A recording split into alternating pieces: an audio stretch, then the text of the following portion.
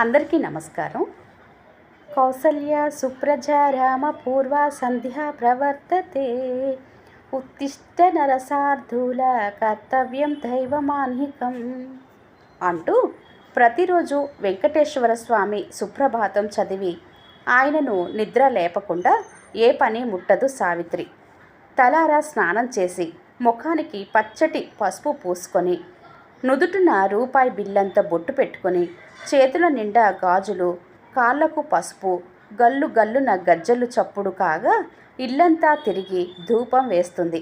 ఎవరైనా సావిత్రిని చూస్తే లక్ష్మీదేవి తిరుగుతుందేమో అనుకుంటారు. అంత అందంగా ఉంటుంది. దేవుడి పూజ అయ్యాక భర్తను నిద్ర లేపుతుంది. అబ్బా సావిత్రి, ఇంట్లో ఊపిరాడకుండా చేస్తున్నావు నీ ధూపంతో. ఒక్కరోజైనా విశ్రాంతి ఇవ్వవా ఆ దేవుడికి? తెల్లవారక ముందే నిద్ర లేపుతావు. పోనీ అంటే ఆ ధూపం ఒకటి. పాపం ఆ దేవుడు ఎంత ఇబ్బంది పడుతున్నాడో ఏమో. అయినా ఏమిటో నీకు ఈ మధ్యలో చాదస్తం మరీ ఎక్కువైంది అంటూ భార్య వెనుకాల నడుచుకుంటూ వచ్చాడు ప్రభాకర్. అయ్యో రామా, అలా అనకండి, అపచారము అంటూ 2 చెంపలు వాయించుకుంది. సరేలే, నీ ఇష్టం, నీ దేవుడిష్టం. మధ్యలో నాకెందుకులే గాని నా ముఖాన ఇంత కాఫీ నీళ్ళు ఏమైనా ఇస్తావా, లేక ఇంకా పూజిస్తూనే ఉంటావా?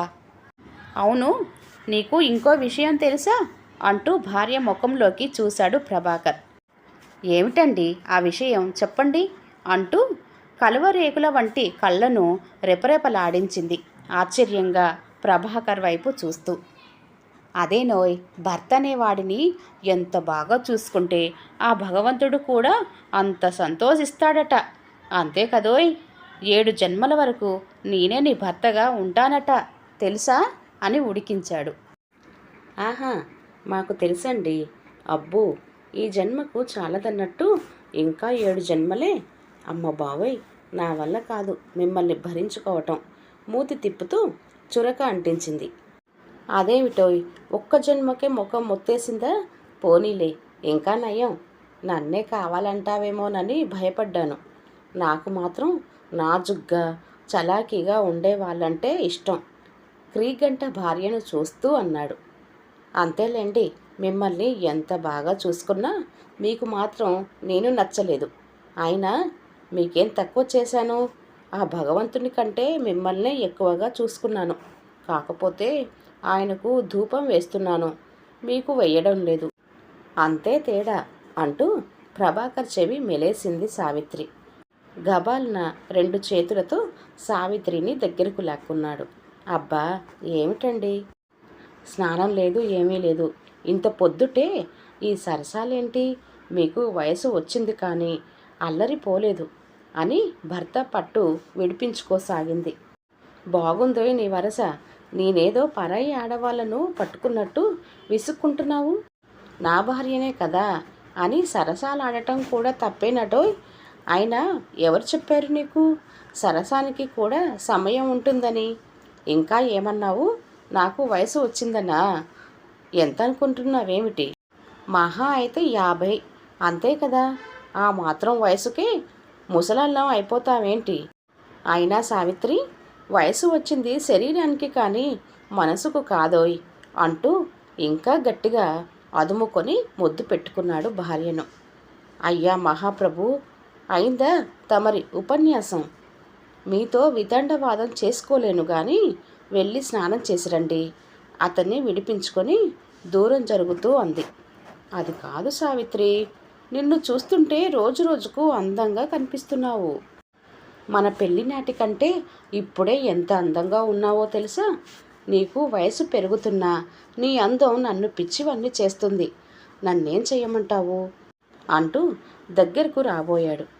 అమాంతంగా ఆమెడ దూరం జరిగింది సావిత్రి. సావిత్రి, అసలు ఏమిటో నీ రహస్యం నాకు చెప్పవా?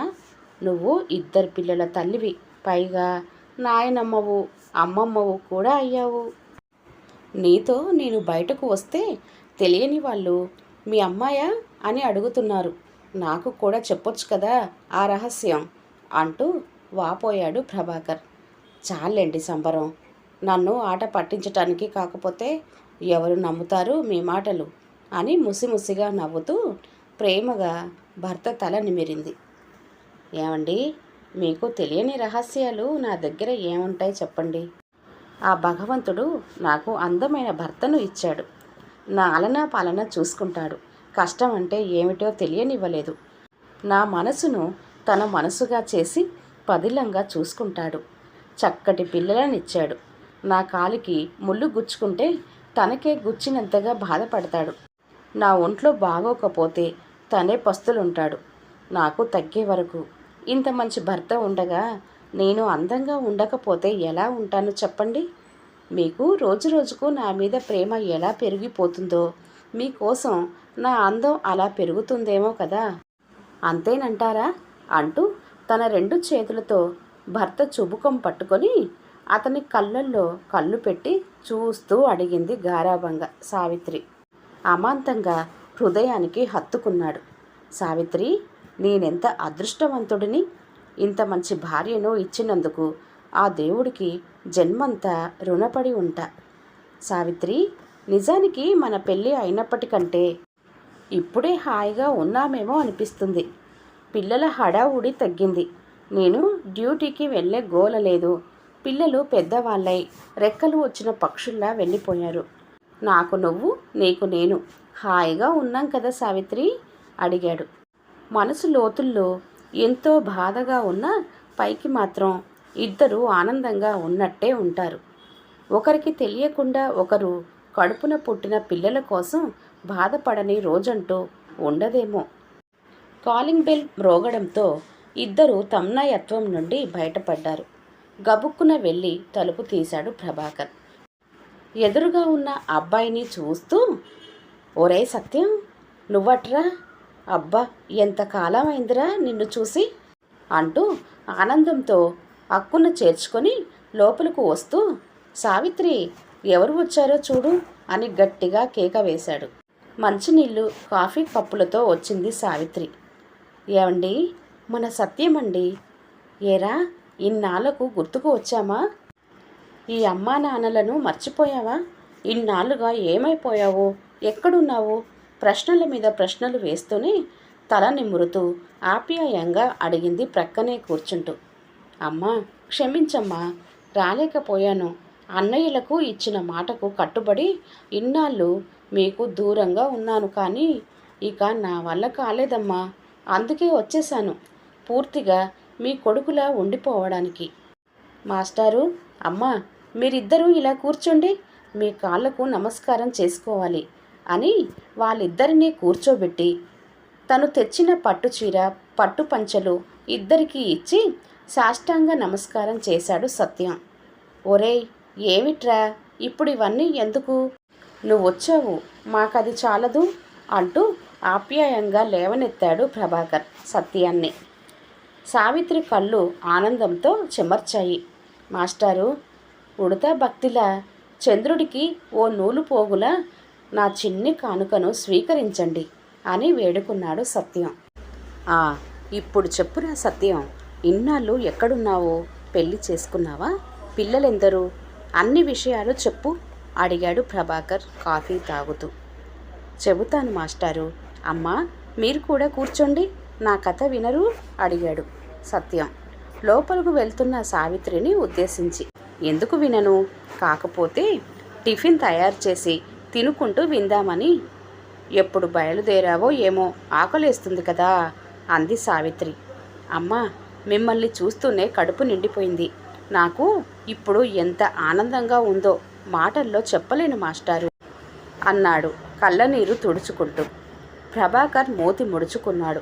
తనకు కాదు చెబుతున్నది అన్నట్టుగా అటువైపు తిరిగాడు.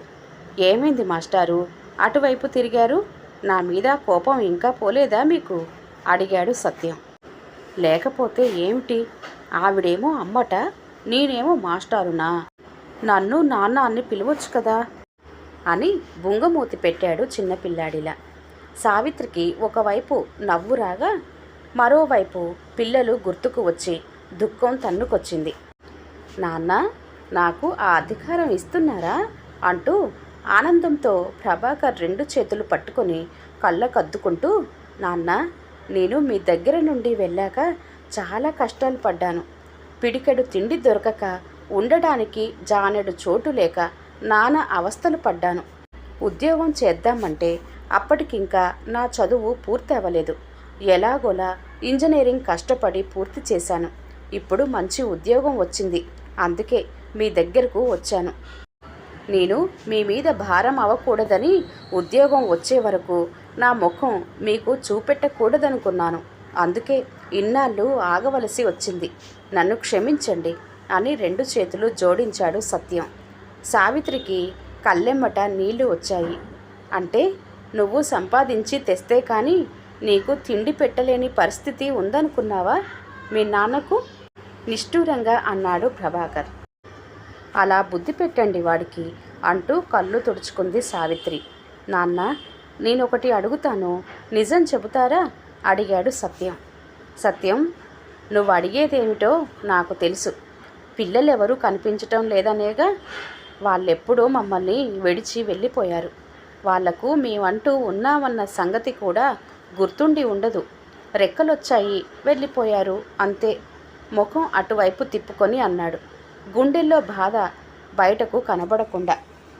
అదేమిటి నాన్న అలా అంటున్నారు? అన్నయ్యలకు మీరంటే పంచప్రాణాలు. మీరు ఒక్క క్షణం కనబడకపోతే అమ్మ, నాన్నెక్కడా అంటూ అమ్మ కొంగు పట్టుకొని అడిగేవాళ్ళు.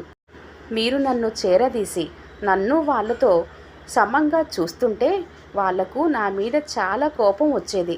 మా నాన్న ప్రేమ మాకే స్వంతం అని నాతో చాలాసార్లు అన్నారు కదా. మరి మిమ్మల్ని విడిచి ఎలా వెళ్ళిపోయారు అడిగాడు సత్యం. సత్యం, నువ్వింకా అమాయకుడివిరా. నీకు లోకం పోకడ తెలియదు అంది సావిత్రి. అమ్మా, అందరూ ఉన్నప్పుడు ఇల్లు ఎంత సందడిగా ఉండేది. అన్నయ్యలు ఏం చేస్తున్నారు, ఎక్కడున్నారు? అందరికీ పెళ్ళిళ్ళు అయ్యాయా? చెప్పమ్మా. ఇల్లంతా కలకలలాడుతూ ఉండేది. మీరేమో వంటగదికే పరిమితం అయ్యేవారు. మా అందరికీ అన్నీ చేసి పెట్టేవాళ్ళు. మీ పిల్లలకు మాకు తేడా లేకుండా చూశారు. నాలాంటి దిక్కులేని వారిని ఎందరినో చేరదీశారు మాస్టారు. మీరు కానీ మాస్టారు కానీ ఎప్పుడూ బాధపడడం నేను చూడలేదు. ఏమిటో ఇప్పుడు మిమ్మల్ని చూస్తుంటే అన్నీ పోగొట్టుకున్న వాళ్ళలా ఉన్నారు. అసలేం జరిగిందో చెప్పమ్మా అంటూ సావిత్రిని బ్రతిమాలాడు సత్యం. సత్యం, మీరంతా రెక్కలు వచ్చిన పక్షులు. మేము రెక్కలు విరిగిన ముసలి వాళ్ళం, అవునా? పిల్లలకు ఉద్యోగాలు వచ్చాయి, పెళ్ళిళ్ళు అయ్యాయి. ఎవరి దారిన వాళ్ళు వెళ్ళిపోయారు. ఇక్కడే ఉంటే ఈ ముసలి వాళ్లను ఎవరు చూడవలసి వస్తుందేమోనని ఫారిన్ వెళ్ళిపోయారు. వాళ్ళు వెళ్ళినప్పటి నుండి ఇప్పటి వరకు వాళ్ళ నుండి మాకే సమాచారం లేదు. కడుపున పుట్టిన పిల్లలకే మేము అక్కర లేకపోయాము. ఏ రక్త సంబంధం లేని మీరు మాతో ఉంటారా? పోనీలే, ఇన్నాళ్ళకైనా నీకు గుర్తుకు వచ్చాము. మా పిల్లలైతే ఎప్పుడో మర్చిపోయారు మమ్ములను. అందుకే మేమే ఒకరికొకరం చిన్నపిల్లలా పోట్లాడుకుంటాము, నవ్వుకుంటాము, కలిసిమెలిసి ఉంటున్నాము. ఆ భగవంతుని దయ వల్ల మా తుది శ్వాస వరకు ఇలానే ఉండాలని కోరుకుంటున్నాము అంటూ ప్రభాకర్ చెబుతుంటే గొంతు పూడుకపోతుంది. సత్యం కళ్ళు ధారలు కురవసాగాయి. సావిత్రికి దుఃఖం వెల్లిబిక్కిరాగా పవిట చెంగు నోటికి అడ్డంగా పెట్టుకుంది. అంతేకాదురా సత్యం, ఇప్పటి వరకు ప్రతిరోజు వాళ్ళు వస్తారని ఎదిరి చూస్తూనే ఉన్నాము. కాలింగ్ మ్రోగినా, లెటర్ వచ్చినా వాళ్ళ దగ్గర నుండి వచ్చిందేమోనని ఆతృతగా ఎదిరి చూస్తాము. అంతేకాదు, ఈ పిచ్చి తల్లి ఒక్కోసారి వాళ్ళు అన్నం తింటారని పళ్ళెంలో అన్నం వడ్డించి పెడుతుంది తెలుసా? ఏం చెప్పమంటావురా సత్యం? అందుకే పక్షులు రెక్కలు వచ్చే వరకే బిడ్డలను తమ దగ్గర ఉంచుకొని రెక్కలు రాగానే వాటిని పంపించేస్తాయి. నోరు లేని అవి ఎంత తెలివిగా ప్రవర్తిస్తున్నాయో చూసావా? అన్నీ తెలిసి ఉండి మనం అర్థం చేసుకోలేకపోతున్నాము. మాకు భగవంతుడున్నాడు, అది చాలు అంటూ చెప్పడం ఆపాడు ప్రభాకర్, గొంతులో గరళం మింగుతున్నట్టుగా. సావిత్రి భర్త మనోధైర్యానికి ఆశ్చర్యపోయింది. సత్యానికి గుండె చెరువైంది. నాన్న, నన్ను క్షమించండి. నేను మిమ్మల్ని వదిలి ఎక్కడకు వెళ్ళను. నేను మీతో పాటే ఉంటాను. మీ సేవ చేసుకునే భాగ్యం నాకు ఇవ్వండి. నాకెలాగూ పెళ్లి చేసుకునే యోగం లేదు. పుట్టుకతోనే ఒంటరివాణ్ణి. అందుకే బంధాలు పెట్టుకోలేదు. ఇప్పుడు నాకు మీరున్నారు. నేను ఒంటరివాణ్ణి కాను. మనమందరం కలిసే ఉందాము. ఏమంటారు మాస్టారు అంటూ అడిగాడు సత్యం. ప్రభాకర్ ముఖం అటువైపు తిప్పుకొని ఏదో ఆలోచిస్తున్నాడు. అదేంటి మాస్టారు, మీకు ఇష్టం లేదా నేనుండడం? బాధపడుతూ అడిగాడు సత్యం. ఒరే సత్యం, నీకింకా అర్థం కాలేదురా. నువ్వు పొరపాటున మాస్టారు అంటూ పిలిచావు కదా, అందుకే ఆయనకు కోపం వచ్చింది. నువ్వు నోరారా అమ్మ నాన్న అని పిలవరా అని సత్యం దగ్గరకు వచ్చి ఆప్యాయంగా దగ్గరకు తీసుకుంది సావిత్రి. నాన్న అమ్మ అంటూ ఇద్దరిని అక్కున చేర్చుకున్నాడు ఆనందంతో.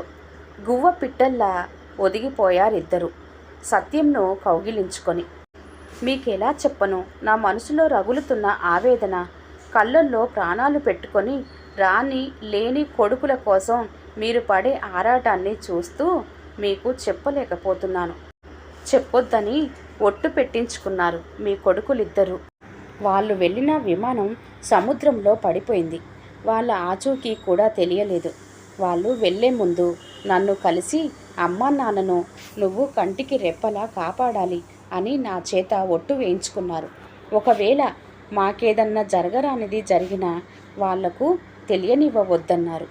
వాళ్ళ నోట ఆ మాట ఎందుకు వచ్చిందో నాకు అర్థం కాలేదు. ఆ దేవుడే అలా పలికించాడేమో. ఆ బడబాగ్ని తట్టుకునేందుకు నాకింత కాలం పట్టింది.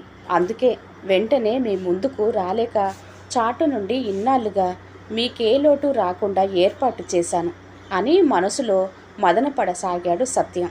సావిత్రి, మనకు నిజంగా ఇప్పుడే బాబు పుట్టినంత ఆనందంగా ఉంది కదా.